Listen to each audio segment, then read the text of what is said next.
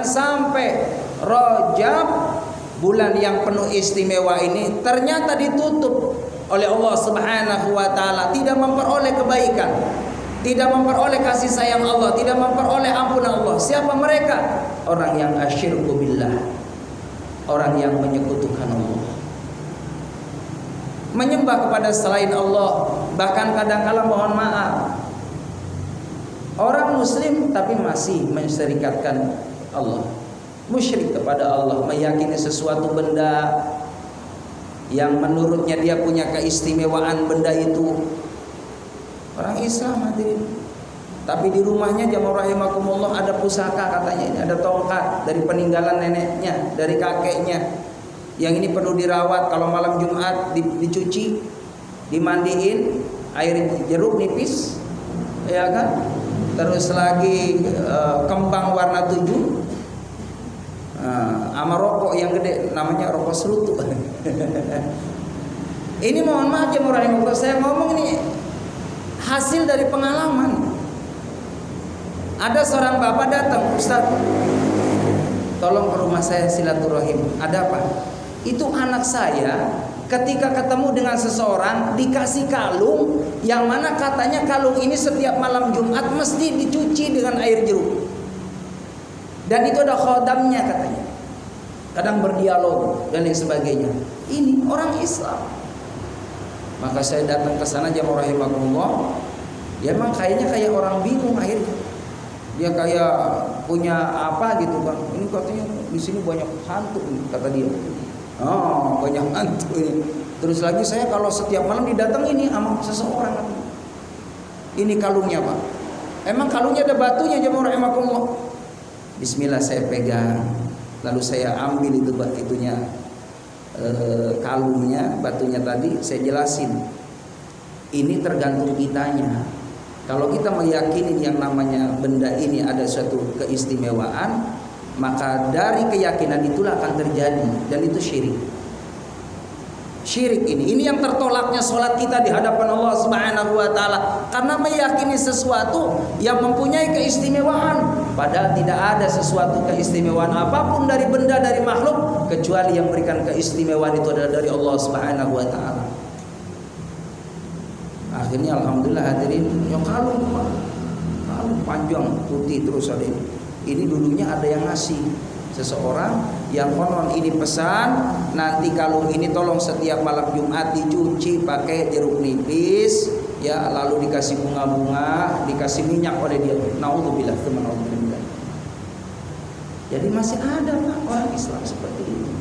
Ini kalau terus dilakukan hal ini, berada di bulan Rajab, ini dia tidak termasuk dapat keistimewaan di bulan ini, karena syirku billah, menyekutukan Allah. Nauzubillah min dzalik. Jangan sampai Pak, cincin ini pengasihan. Jadi kalau pakai cincin ini orang pada senang, jangan. Yang bikin orang senang itu karena akhlak kita baik. Itu membuat kita disenangin orang. Bapak pakai cincin Pak tapi sombong, saya yakin orang pada gedeg kalau melihat kita. Jadi bukan cincinnya, akhlaknya. Itu Nabi tuh enggak, jamaah rahimakumullah, tanpa apapun backingan gitu kan. Pakai apa, mau Nabi pernah jamaah rahimakumullah, ya kan, waktu di Taif kan berdarah. Kalau tebal mungkin ya kan punya kekebalan, enggak bakal berdarah. Nabi biasa kena panah, kena apa? Berdarah. Jadi jamaah rahimakumullah, ya. Nah kita ini nggak perlu yang namanya tadi, ya, nyimpan sesuatu benda yang kita yakini ini akan merusak keimanan kita kepada Allah SWT. Kalau kita pengen selamat, udah ngamalin ilmu Allah, tahajud, ya kan, lalu sholat berjamaah, nanti buahnya itu akan bisa kita rasakan. Dari tahajud itu jamaah rahimakumullah, insya Allah kita akan dilembutin hatinya sama Allah. Apalagi orang yang sholat berjamaah jamaah rahimakumullah, itu dikasih sama Allah keistimewaan zainul wajhi. Orang yang rajin sholat itu insya Allah, kalau orang lihat tuh ya nyenengin gitu, seneng orang lihat. Orang yang rajin ibadah itu karena apa? Terpancar daripada wajahnya, wajah orang yang baik. Jadi dari situ aja udah ada mahabbah. Jadi mahabbah yang benar-benar natural adalah taqarrub kita kepada Allah, minta kepada Allah Subhanahu wa taala. Lalu siapa lagi orang yang tidak memperoleh keistimewaan kebaikan di bulan Rajab? Adalah orang yang syaribul khamr, orang yang suka minum-minum. Nauzubillah min dzalik, hadirin. Ya, jangan sampai anak cucu kita ya yang gemar melakukan itu. Biasanya pergaulan. Karena enggak ya lemahnya iman, lemahnya ilmu, bergaulah akhirnya. Nongkrong-nongkrong, dia enggak punya duit, ada yang traktir. Dari pertama ngicipin, kedua akhirnya senang, terus jadi kebiasaan. Lama-lama kalau sudah jadi kebiasaan, enggak ada pengen jadi ada. Akhirnya carilah jalan pintas, nyuri buat beli minuman khamr. Kebawalah pergaulan jemaah rahimakumullah. Nyopet lah, begal dan lain sebagainya. Kenapa? Itu salahnya pergaulan karena kita tidak mengkontrol anak kita, tidak mengawasi. Kalau sudah terjadi apa? Tinggal penyesalannya rahimakumullah. Anaknya terlibat hal kriminal, dipanggil jemaah rahimakumullah di desa, siapa yang akan menanggung malu kalau bukan kita juga ikut malu? Malu kita. Makanya itulah pentingnya kita terus minta sama Allah SWT biar dijaga anak keturunan kita jauh dari hal-hal yang tidak disukai sama Allah. Di dunia aja sudah jelas, Pak. Orang kalau nentang Allah, kalau tidak mengindahkan aturan Allah, sanksinya dipermalukan oleh Allah. Orang judi emang bagus? Tidak. Sampai habis harta bendanya dijual, digadein. Sampai tiap hari berantem sama istrinya. Karena sudah habis, cincinnya dijual, gelangnya dijual, semua apa yang ada di rumah dijualin untuk judi. Dan tidak ada ceritanya orang kaya karena judi, tidak ada. Bahkan banyak melarat karena judi. Lagunya siapa? Aku melarat karena ya, banyak yang melarat karena judi, nggak ada. Tapi banyak orang yang tadinya miskin jadi kaya karena apa? Ada mujahadah minta sama Allah. Di antaranya penyebab orang itu akan dikayakan nama Allah adalah orang yang senantiasa terus menyempurnakan ikhtiar usaha sesuai dengan kemampuan skillnya, sembari berdoa minta sama Allah. Allah mampu membalikan cerita dari yang susah jadi senang. Nih, saya mau cerita. Ada seorang yang rahimakumullah terkenal cerita ini 1000 dinar. Jadi jamaah yang dimuliakan oleh Allah Subhanahu wa taala, ini seorang dia susah, Pak. Dia punya istri, punya anak perempuan 4. Dia punya adik perempuan, punya mertua perempuan, ya, ibu daripada lakinya. Jadi jemaah rahimahullah, singkatnya ada yang dia tanggung ini 9 di rumah. Sementara jemaah rahimakumullah, yang namanya kita ini kan butuh yang namanya makan. Santapan jasmani itu butuh. Maka si bapak tadi ini ceritanya di Mekah, jemaah rahimakumullah. Maka berangkatlah ke Masjidil Haram. Ya mungkin ikhtiar apa aja lah di sana, yang penting halal kan. Mungkin membantu jualan orang, ya kan, jasanya. Ya kalau dapat, kalau nggak dapat ya kadang pulang lenong, nggak bawa apa-apa. Maka singkat cerita jamaah rahimakumullah, selesai daripada pulang dari Masjidil Haram, orang tadi istirahat, Pak, di bawah pohon. Lagi istirahat, ya tangannya tuh nggak terasa tuh, ujung-ujung, ya. Di samping batu ada kotak, hadirin. Ada kotak. Ketika kotak ini dibuka, subhanallah jamaah rahimakumullah, ini berisi dinar, 1000 dinar. Maka orang tadi kalau nggak punya iman, nggak punya ilmu, nggak punya amal kebaikan, nggak takut sama Allah, maka mesti bakal diambil karena dalam kondisi butuh. Tapi orang tadi jamaah rahimakumullah, dia saking takutnya, ini punya orang, saya nggak berani ngambil. Bahkan dalam Islam itu kalau kita nemuin sesuatu ditunggu, Pak, diumumin selama 1 tahun. 1 tahun belum ada, mundur, boleh. Ya maksimal 2 tahun. 2 tahun nggak ada, boleh ngambil secukupnya, selebihnya disodakohin kalau kita nemu. Maka jemaah yang dimuliakan oleh Allah Subhanahu wa taala, akhirnya setelah ini kotak dia temukan, nemu kotak, dia pulang ke rumahnya, jemaah rahimakumullah, bilang sama istrinya, "Mah, alhamdulillah ini saya dapat ya nemu nih."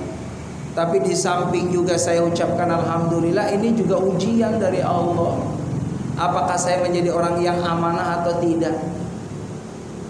Maka jemaah rahimakumullah, ya namanya keluarga, ada aja kan yang mungkin tidak sepaham dengan suaminya. Pakai aja Pak, nggak apa-apa, orang kita ini butuh juga. Allah Maha tahu. Jangan, kita nggak boleh seperti itu. Biarin kita berlapar-lapar, tapi kita ini menyelamatkan iman kita kepada Allah dan amal saleh kita. Maka singkat cerita jemaah rahimakumullah, selama setahun Pak, nggak ada yang ngaku. Maka akhirnya jemaah rahimakumullah, berikutnya berjalanlah ini ke Masjidil Haram. Ternyata diumumin jemaah rahimakumullah, Pak, barangkali ada yang kehilangan kotak ini. Benar ketemu Pak, qadarullah, orang yang kehilangan ini benar. Waalaikumsalam, Bapak, ini benar Pak, kotak saya nih Pak. Saya nyari-nyari nggak ketemu nih, udah setahun. Ternyata di Bapak, iya betul. Saya temukan Pak, saya juga sama ngumumin, tapi emang belum waktunya ketemu sama Bapak. Akhirnya jamaah rahimakumullah, ya udah kalau begitu saya minta sini. Ini emang kotak saya, ini hak saya. Apa kata orang yang nemu tadi, Pak, mohon maaf, kalau memang boleh tolong Pak kasih saya Pak, seberapapun. Saya ini orang fakir, orang nggak punya. Saya ada 9 orang yang saya tanggung di rumah. Apa yang dia katakan, nggak boleh, saya nggak bakal ngasih situ. Ini ujian juga Pak. Akhirnya nggak dikasih jemaah rahimakumullah, orang yang punya kotak pulang ke rumah. Ternyata ada tulisan wasiat dari orang tuanya. Ini kotak dikasih 3 jemaah rahimakumullah, yang ada ya 3.000 dinar, 1.000 dinar, 1.000 dinar, 1.000 dinar, 1.000 dinar buat ahli waris. 1.000 dinar dizakatin, diinfakin, bagi-bagi untuk perjuangan Islam. 1.000 dinar dalam wasiatnya, cari orang yang paling fakir, itulah hak mereka.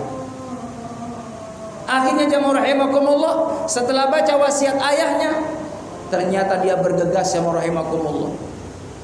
Dia cari tuh orang yang nemuin, ternyata subhanallah, itulah kalau Allah berkehendak dengan keikhlasannya tadi, orang yang benar-benar mengharapkan ridhonya Allah.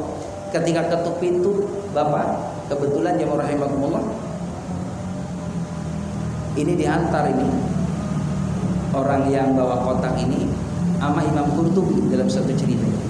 Imam Qurtubi saat itu seorang ulama yang dalam kondisi masih fakir. Maka dihantar oleh seorang, ya menghantarkan tadi yang punya kotak oleh Imam Qurtubi. Sampailah di situ jemaah rahimakumullah, dijelaskan. Ya, ini karena situ yang nemuin, dan kebetulan memang dibaca wasiat, dicari mana orang yang paling miskin. Situ juga banyak tanggungan 9 orang. Ternyata inilah rezeki 1.000 dinar ini buat situ. Maka jemaah rahimakumullah, ternyata memang alhamdulillah rezekinya daripada Imam Qurtubi. Beliau dikasih 100 dinar, yang 9 ya 100 dinarnya diberikan kepada orang yang dia tanggung tadi. Maka genaplah menjadi 1.000 dinar. Ini cerita Allah kasih yarzuqhum min haitsu la yahtasib.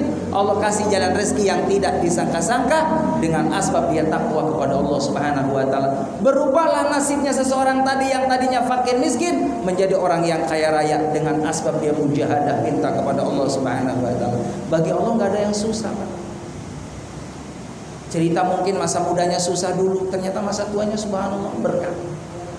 Ditopang oleh anak cucunya, oleh menantunya dengan kesabarannya.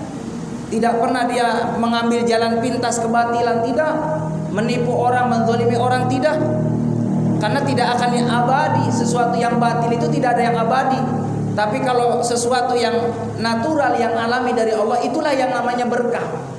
Mohon maaf, tidak sedikit ceritanya rahimakumullah. Dulu masa mudanya Allahu Akbar, tanahnya di mana-mana, rumahnya di mana-mana, mobilnya luar biasa. Tapi ternyata di masa tuanya Allahu Akbar, habis harta bendanya. Mungkin koreksi, kenapa asbab kok diambilin oleh Allah harta bendanya? Bisa jadi mungkin dulunya ada sesuatu yang menyimpang dari jalur Allah Subhanahu wa taala. Tapi kalau kita berada di jalur Allah Subhanahu wa taala, semakin kita bertambahnya usia, bertambahnya banyak orang yang kita tanggung, semakin banyak pula Allah buka pintu-pintu kemudahan, kesuksesan bagi orang tadi, karena benar-benar dia ngikutin daripada apa yang menjadi cerita dari Allah. Itulah yang dalam satu doa, Allahumma inni as'aluka nafsan mutmainnah tu'minu bi liqa'ika wa tarda bi qada'ika wa taqna'u bi ata'ik. Ya Allah, aku minta kepadamu nafsan mutmainnah, jiwa yang tenang ya Allah. Ini jiwa yang tenang ini jemaah rahimakumullah, Allahu akbar. Kalau enggak dipilih sama Allah, susah rasanya untuk dapat jiwa yang tenang. Tidak sedikit orang jemaah rahimakumullah bergelimangan harta benda tapi jiwanya enggak tenang, galau gelisah. Sampai banyak mengambil jalan pintas jemaah rahimakumullah, melakukan hal-hal yang negatif. Ya kan? Bunuh diri lah, minum minuman yang overdosis lah. Kenapa tidak ada jiwa yang tenangnya? Jadi jiwa tenang ini yang perlu kita harapkan. Hadirin, itu saja yang dapat saya sampaikan. Tidak terasa waktu sudah isya. Mudah-mudahan Allah Subhanahu wa taala membimbing kita untuk selalu istiqomah dalam kebaikan, sehingga insya Allah mudah-mudahan kita terus bisa mendakwahkan kebaikan buat anak cucu kita, dan kita pun tergolong dari Allah Subhanahu wa taala yang menghidupkan agama Allah Subhanahu wa taala. In tansurullah yansurkum wa yustabbit aqdamakum.